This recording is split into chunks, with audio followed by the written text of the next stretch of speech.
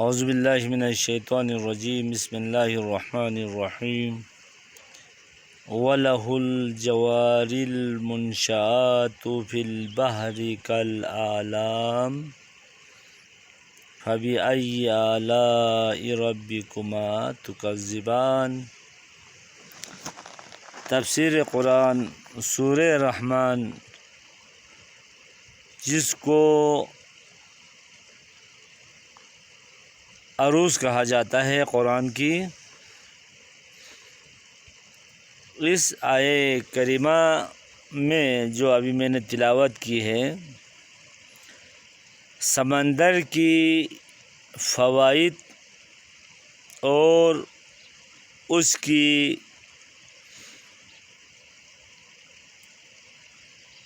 علمی اور سائنسی لحاظ سے اللہ تعالیٰ ہمارے لیے چند اہم نقطے بیان کر رہا ہے۔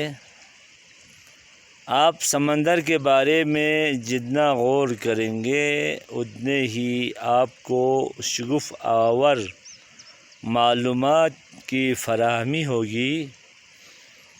قدرت الہی کا آثار آپ کو نظر آئے گا۔ حکمت الہی، تخلیق فلسفہ سمندر اور اس سے نکلنے والے نعمتوں کے بارے میں آپ کی معلومات میں اضافہ ہوگا۔ جتنے معلومات اور عرفان حاصل ہوں گے، اسی انداز سے اس قدر آپ کی اور اپنے رب کے درمیان جو رابطہ ہے، رابطہ معنوی، رابطہ معرفتی، رابطہ اعتقادی اور ایقانی میں اضافہ ہوگا۔ عام انسان کی نگاہ سمندر میں ایک عامیانہ نگاہ ہوگی اور ایک عالم، ایک دانشمند، ایک مفکر کی نگاہ اسی حساب سے ہوگا۔ ایک فیلسوف کی نگاہ اسی دید کے اندر ہوں گے۔ ایک حکیم کی نگاہ اسی طرح انداز سے ہوگا، اور جو سمندر کی گہرائیوں کے بارے میں معلومات رکھنے والے شخص کی نگاہ اسی انداز سے ہوں گے۔ جب ہر ایک کے انداز اختلاف ہوگا تو اس کا رزلٹ، اس کی بیانات بھی مختلف ہوں گے، لیکن سب کی نتیجہ ایک ہے، کلامنا شتیٰ وحسنک واحد۔ ہمارے باتیں مختلف ہے، مختلف زاویے سے ہم نے دیکھا ہے، مختلف انداز سے ہم نے اس سمندر میں، ان پہاڑوں میں، ان دریاؤں میں، اس سرز و سبز جگہوں میں، ان پتھریلی جگہوں میں، ان بلند و بالا خشک اور درختوں ڈکی ہوئی جنگلاتوں میں ہم نے دیکھا ہر ایک کی نگاہ مختلف ہے، ہر ایک کے انداز سوچ مختلف ہے، ہر ایک کی علمی استعداد مختلف ہے، لیکن سب کا رزلٹ یہی ہے کہ اس مصنوع کی صانع، اس بنانے والے کی نقشہ، اس انجینئر کی نقشہ کتنے دقیق ہے، کتنے باریک ہے، کتنی حکمت اور فلسفے سے پر ہے۔ جتنا آپ کے علم میں اضافہ ہوگا، آپ کی معرفت میں اضافہ ہوگی، اسی حساب سے آپ اللہ کی ثنا کریں گے۔ اسی وجہ سے ہم یوں کہتے ہیں، سبحان ربک رب العزت عما یصفون وسلام علی المرسلین والحمد للہ رب العالمین۔ پاک و پاکیزہ ہے، بلند و بالا ہے، سبحان ربک رب العزہ۔ آپ کے رب کیا ہمارے رب نہیں ہے؟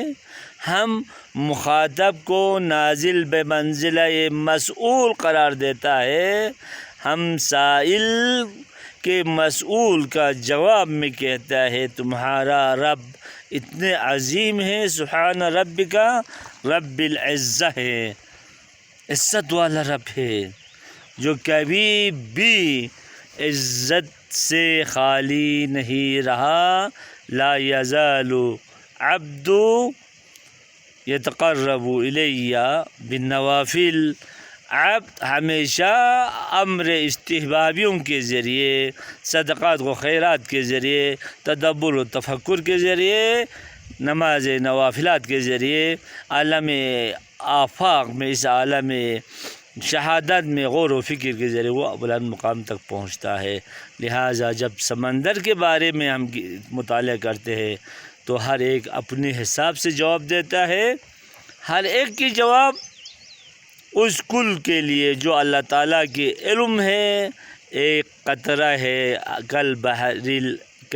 کل قطرتی فی بحر الاحدیہ، اللہ تعالیٰ کی مقام احدیت میں ایک قطرے کے برابر ہے۔ آپ ایک قطرے کو لے لو، ایک طرف سمندر کو رکھ دو، تو جب ایک بے حد، بے حساب، بے کتاب ایک سمندر آپ کو نظر آتا ہے، انسان فوراً بول پڑتے ہیں سبحان ربک رب العزت عما یصفون۔ لہٰذا فرمایا وَلَهُ الْجَوَارِ الْمُنشَآتُ فِي الْبَحْرِ كَالْأَعْلَامِ، وَلَهُ اللہ کے لیے ہے، وَلَهُ الْجَوَارِ الْمُنشَآتُ، وَلَهُ الْجَوَارِ الْمُنشَآتُ، جواری جاریہ کی جمع، جاریہ کے معنی کشتی، منشآت نشأ کی جمع، اسی سے انشاء ہے، یعنی پہلے وجود میں نہیں تھا، پہلے عدم تھا، وجود میں لایا۔ فی البحر سمندر میں، کل اعلام پہاڑوں کی طرح۔ کل ہم اسی آیت پہ پھر گفتگو کریں گے۔